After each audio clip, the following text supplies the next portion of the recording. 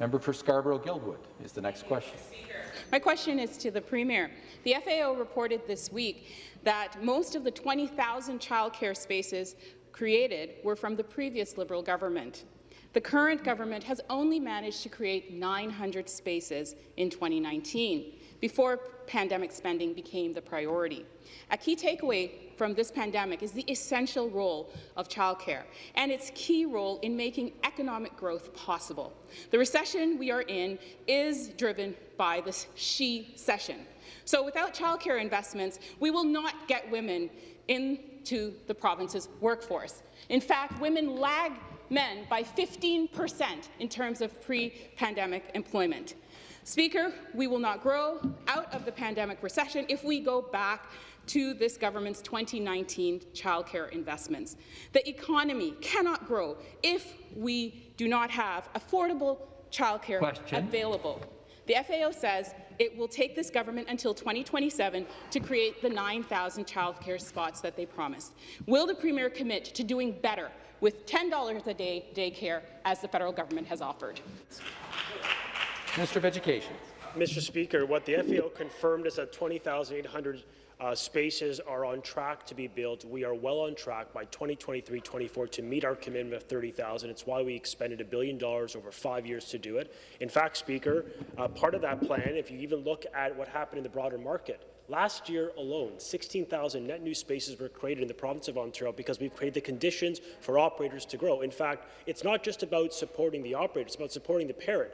And the government, the opposition parties had a choice in the last budget to stand with families to support the care tax credit, which provides 300,000 parents with up to 75% of eligible expenses. They opted to oppose that measure. In the most recent budget, we topped it up again.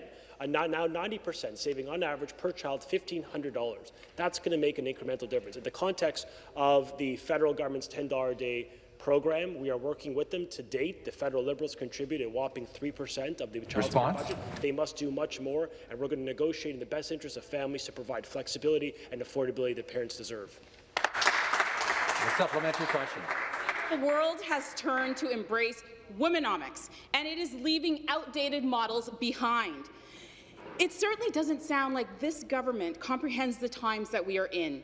This is the worst economic crisis in the last 100 years, and partisanship doesn't apply. Speaker, online learning and lack of childcare leads to reduced labour force participation rates, mainly for women. Looking at the numbers, the pandemic has borne this out and effectively changed the childcare debate from we cannot afford to invest in childcare to we cannot afford not to invest in childcare. It is an economic imperative. A $1 investment in childcare yields $1.50 or even $2 in economic return, growing our labour force participation, increasing our GDP, and increasing overall revenues to the province. Childcare investments will boost employment, improve wages, and make our businesses more competitive, all while creating better outcomes for our children and our families. So, Speaker, which side of history will this Premier be on? Minister of Education. Well, we know where the track record of the Liberal Party is. Their legacy is closing 600 schools in the province of Ontario, the most expensive childcare program in Canada, and the cost of living rising at a dramatic rate, undermining the interests of middle-class and working families in the province of Ontario. That is their legacy. Now, ours is one of improving flexibility and affordability, building new schools. I'm proud that our government has expended literally well over $2 billion to build new schools in this province, which is going to be critical for rural, suburban and urban centres in the province. We have supported the creation of 16,000 net new spaces last year alone in childcare, and we acknowledge the price and the cost of childcare for working parents, a regrettable legacy of the former Liberal government, which is why we've introduced a childcare tax credit targeting parents with affordability, with $1,500 per child. And, Mr. Speaker, we're going to continue to be on the side of working people by making childcare more affordable and building new schools in this province. Member for Brampton East.